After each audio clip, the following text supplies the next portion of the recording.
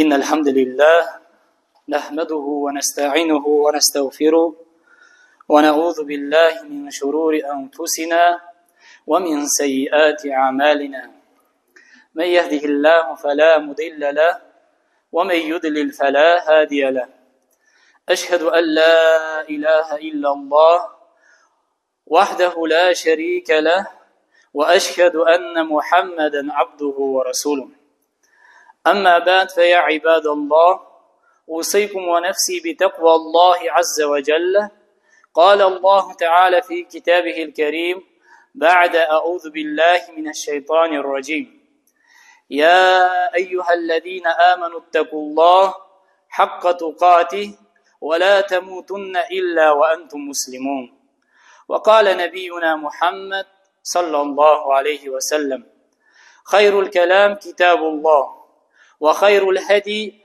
هدي محمد صلى الله عليه وسلم وشر الأمور محدثاتها وكل محدثة بدعة وكل بدعة ضلالة وكل ضلالة في النار نعوذ بالله من النار الحمد لله Цялата възхвала е за Аллаха Азза ва Джалля, Създателя на световете.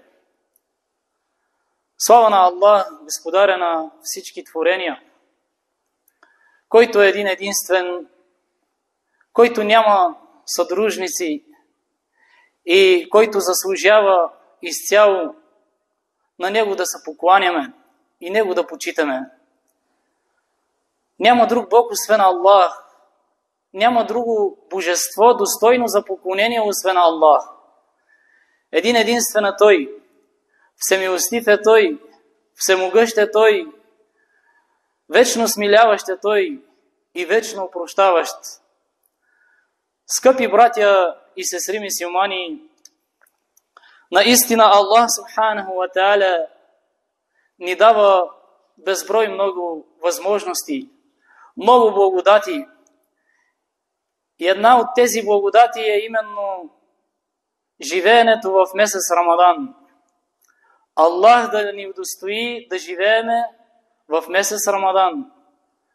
Това е една велика възможност, която не знам всеки от нас кой как оценява, но обаче благодатите в този месец са безброй много. Този велик месец е един от най-великите месеци в цялата година. Затова наистина през този месец добрите дела, които се извършват, са пътят към дженнета. Колкото повече човек извършва праведни дела, добри дела, през този месец те ще го доведат или го водят в дженнета. И това нещо го гарантира самия пратеник Мухаммед салаллаху алейхи ва саллям. Тоест, този месец е гарант за всеки един от нас, че ако ти искаш да спечелиш дженнета, това е средството, който Аллах ти е дал възможност да живееш в месец Рамадан, да се стремиш към извършването на добри дела. Защо?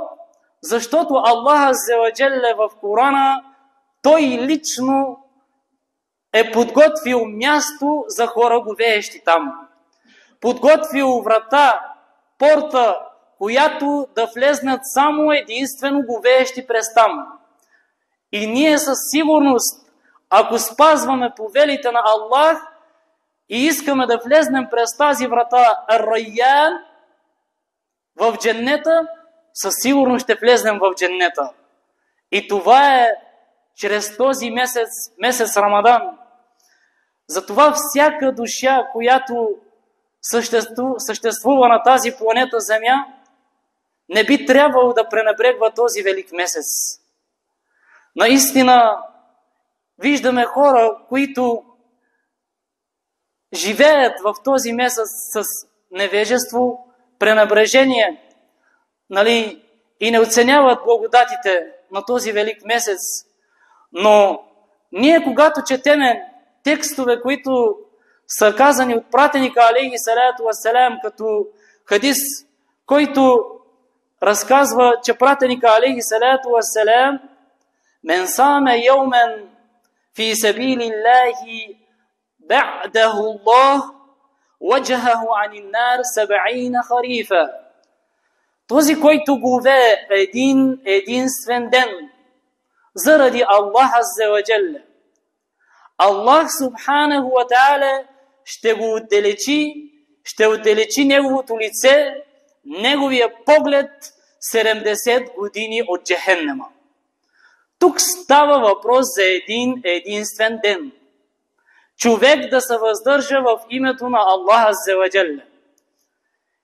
Тук не става въпрос, скъпи братя и сестри мюсюлмани, само 1%, който Аллах изисква от нас да се въздържаме от ядене и пиене. Един единствен ден да го вееш в името на Аллах Азза ва Джалла. Не цял месец, не ден след ден, не понеделник и четвъртък, един единствен ден, но да спазиш всички условия на говеенето, като не клеветиш, не злословиш, не мразиш. Днес този ден ставаш с намерението да бъдеш различен. И този ден ти коства твоят цял живот. 70 години. 70 години, които Аллах Азза ва Джалла ти дава на дюнята. За един ден ти можеш да ги компенсираш. Но това иска усърдие. Това иска стремеж, воля, вяра, убеждение. Аллах да те отдалечи тебе 70 години от Джехеннема. Затова, скъпи братя, само помислете върху този хадис. Този хадис, ако един човек говее в името на Аллах, ни говори, че Аллах ще ни отдалечи 70 години от Джехеннема. Какво остава човек, когато говее целият месец Рамадан? Вие представете ли си човек, който Аллах ще измъчва в огъня на Джехеннема векове наред, хилядолетия наред? Аллах знае най-добре колко много. Най-дългия период в задгробния живот. Аллах знае най-добре. И този човек колко много ще бъде измъчван. И ние можем да бъдем спасени само заради един ден. В името на Аллах Субханаху ва Та'аля. Затова казахме в началото, че говеенето по пътя на Аллах Азза ва Джалла, извършването на добрини по пътя на Аллах Азза ва Джалла ни водят по пътя към дженнета. И затова пратеника алейхи салату ва салам иска ние, всеки един от нас, да го следваме, за да не плаче той за нас. Ние да плачеме, ние да молим Аллах да бъдем с Него, ние да купнеме за срещата ни с Него и с Неговите сподвижници. Защо? Защото пратеника алейхи салату ва салам ни известява и казва, че наистина в дженнета има врата, която се нарича Райян. И тази врата ще влезнат само през нея говеещите. Никой друг. Тази врата ще се отвори само за говеещите. И когато се затвори, никой друг няма да влезне.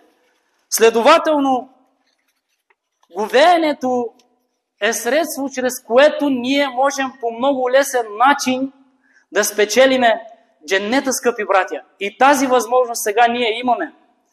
Защото най-голямата опасност, която може да претърпи човека, са неговите страсти, неговите удоволствия, неговите наслади. Неща, които реално изчезват, неща, които реално свършват, не могат да бъдат вечни. Днеска усещаш наслада, утре не. Днеска си радостен, утре плачеш. Днеска си болен, утре си здрав. Тези неща всеки един от нас ги изпитва и изживява. Но страстта, която ние можем да потиснем и да стопираме, е само единствено чрез говенето, чрез гладуването, чрез въздържането.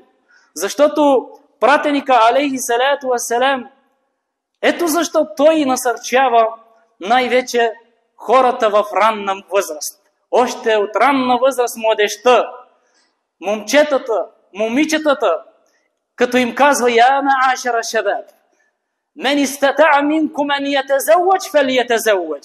Ей, вие младежи, момчета и момичета, който от вас има възможност, начин да се жени, нека се ожени.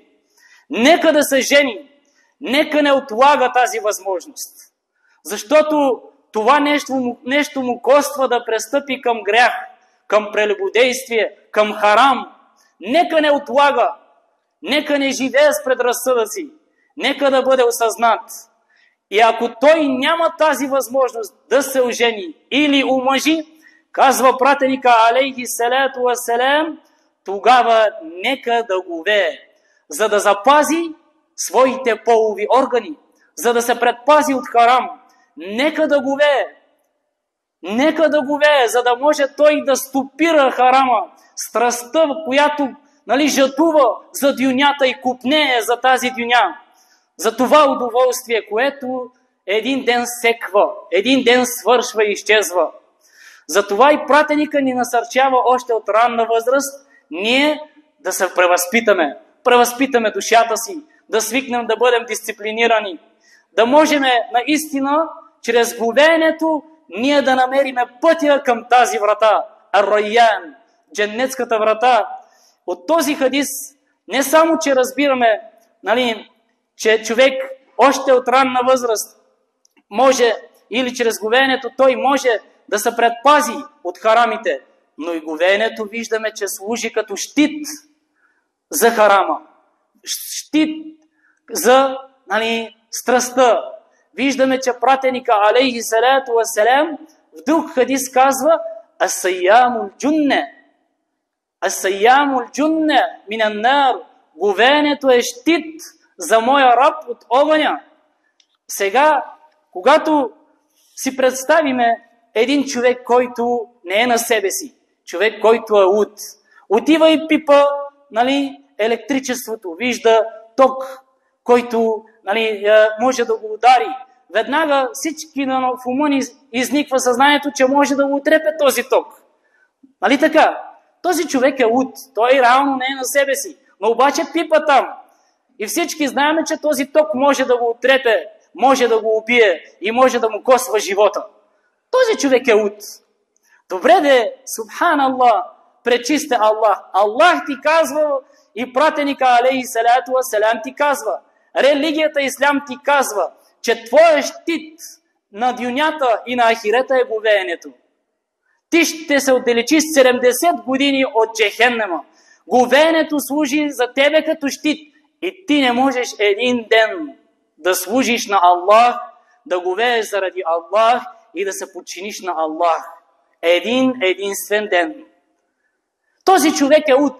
По този начин, ако направим аналогия, всички хора, които не се въздържат, не говеят, не са ли луди, скъпи братя и сестри мюсюлмани? Нима те не искат, ако ги попитаме, да имат щит срещу тях в съдния ден? Нима те не искат днес да бъдат предпазени и да не ги удари тока, да кажем, например, да не ги изгори огъня? Но това нещо е истина. Всеки един от нас казва, пратеника алейхи салату вассалам, говеенето е добра възможност за всеки един от нас ние да получиме или да извършиме много добри дела, да получиме безброй много награди. Веднъж един сподвижник на име Абу Умаме попитал пратеника алейхи салату вассалам: "Я Расулуллах, о пратенико на Аллах", казва: "Мурни би амелин ахудуху анка янфа'ани Аллаху бихи". Посочи ми дело, напъти ме да извърша нещо добро, нещо да направя, което да взема от тебе и което ще има полза от Аллах азза ва джалла чрез това дело. Напъти ме в нещо, което аз ще имам полза. Тогава пратеника алейхи салату вассалам се обръща и му казва: "Алейке бис-саум". Ти трябва да говееш. Алейке бис-саум. Ти трябва да говееш. Фе иннеху ла мисля лех. Защото наистина говеенето няма нищо равно на него. Не може да се сравни никакъв друг ибадет с говеенето като награда. Защото наградата Аллах лично е възнаграждава на говеещия. Лично. И отново го попита: о пратенико на Аллах, посочи ми дело, което да извърша и да взема от тебе, и което ще има полза. Отново му казва: ти трябва да говееш. Защото нищо не може да се равнява на говеенето. Трети път го пита: посочи ми дело, което да извърша. И отново пратеника, алейхи салату вассалям, 3 пъти му казва: ти трябва да говееш. От тук, скъпи братя, инструкциите на Абу Умама, радиаллаху анху, които са дадени от пратеника, алейхи салату вассалям, когато пратеника го известява 3 пъти: ти трябва да говееш. Че той наистина трябва да говее. Този човек, тази велика личност, до края на живота си учените казват, и разказвача на хадиса казва: не сме видяли в неговата къща да пуши дим. Там не се е готвил. Той не спрял да говее. Откакто пратеника, алейхи салату вассалям, му казал: ти трябва да говееш. Освен в случай, когато той имал гости и трябвало да ги нагости. Сега, когато кажем от петъчната молитва, от мимбера, че Аллах азза ва джалля ни заповядва и стори говеенето задължително. И хората го чуват, и хората знаят, и друговерците го знаят това нещо. И има хора, мюсюлмани, не говеят. Но когато доктора му каже: ти ще умреш след няколко дни, ако не спреш алкохола, ако не спреш цигарите, той веднага спира. Доктора трябва да му каже. Аллах многократно му го казва и му дава примери за това нещо. Но кой да се осъзнае? Затова, скъпи братя и сестри мюсюлмани, днес, когато излеземе отвънка и видиме не само, че къщите пушат от дим, и там се готви, и се работи, и се хранят, хората пушат по улицата, без да се срамуват. Хората държат в ръцете си кафетата, хората държат цигарите, хората, виждаш, без срам и без очия, използват неща, които са забранени по време на месец Рамадан. Но за това ние наистина имаме голям ангажимент и дълъг към всеки един от нас. Може би това се дължи на липсата на разбирането, първо, на живота, второ, относно Рамадан, събитията, които са се случили в този велик месец. Кой от нас знае какво се е случило в този месец? Кой от нас е чувал за събития велики, които са се случили в този месец? Има събития, които наистина трябва да се знаят. Трябва да известим децата си. Трябва да ги припомним. Едно от най-великите събития е битката Бедър. Пророка, алейхи салату вассалям, заедно със своите сподвижници, които в ден Рамадан, месец Рамадан, 17-ти ден от месец Рамадан, те успяват или да наделеят своите съюзници. Хора, които са воювали своята войска, отсреща мушриците. Те ги побеждават и това е битката Бедър на 17-тия ден от месец Рамадан. Битката Бедър е успех за мюсюлманската общност. В този ден, който трябва да говееш, този ден, който трябва да се въздържаш, този ден тези хора успяват на военно дело, военна операция да победят. Вие представяте ли си за каква активност, за какъв стремеж говориме? Сега, когато го накараш дете на 10 години, 15 години да говее, майка му казва: той е малък, а може да стои 5 часа пред телефона и интернет. А той е малък, а всичко разбира повече и от нас възрастните. Друго събитие, което се е случило през 8-та година по хиджра, през месец Рамадан, пратеникът, алейхи салату вассалям, завладяват отново своя град Мекка. Наричаш се, Яумул Фетх. Влизат в Мекка без кръвопролитие, без война и всички хора, които са там, приемат исляма. И този ден е успех за мюсюлманите. Чрез от години наред, които процеси минават, война след война, битка след битка, загуба след загуба, победа след победа, се връщат в своите собствени домове.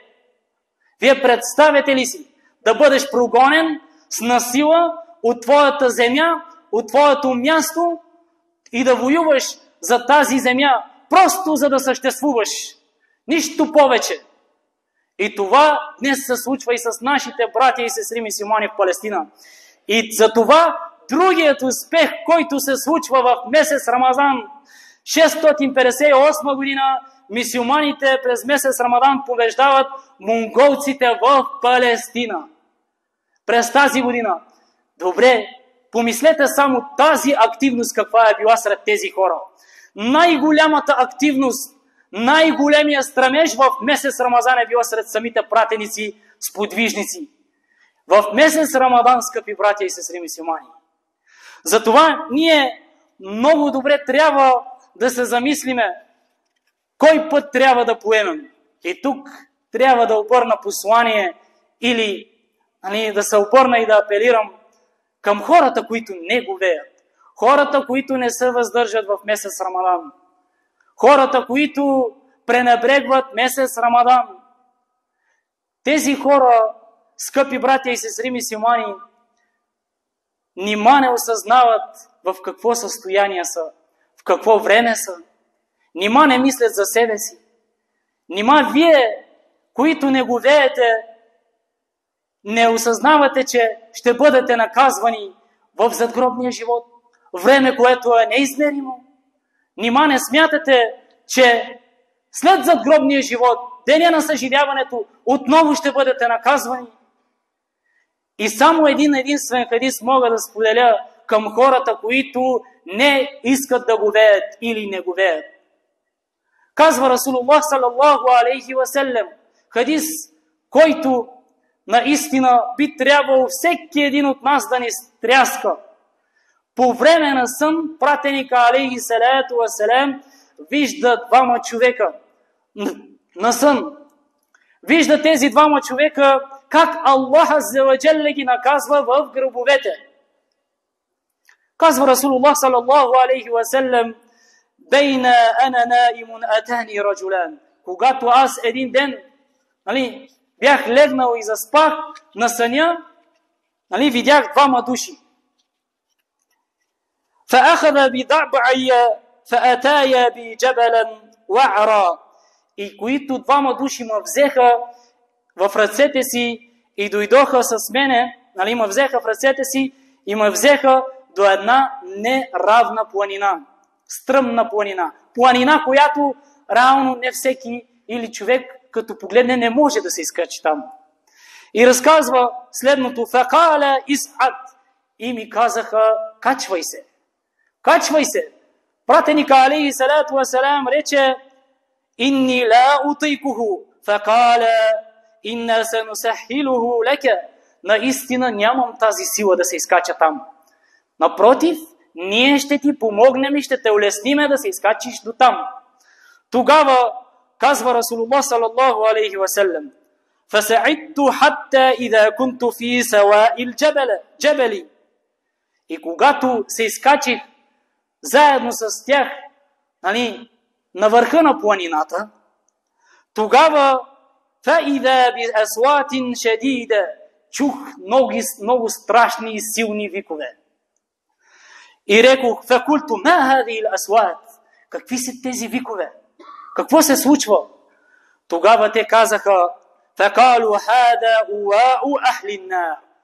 Това са крясъците на жителите на огъня. Хората в Джехеннема.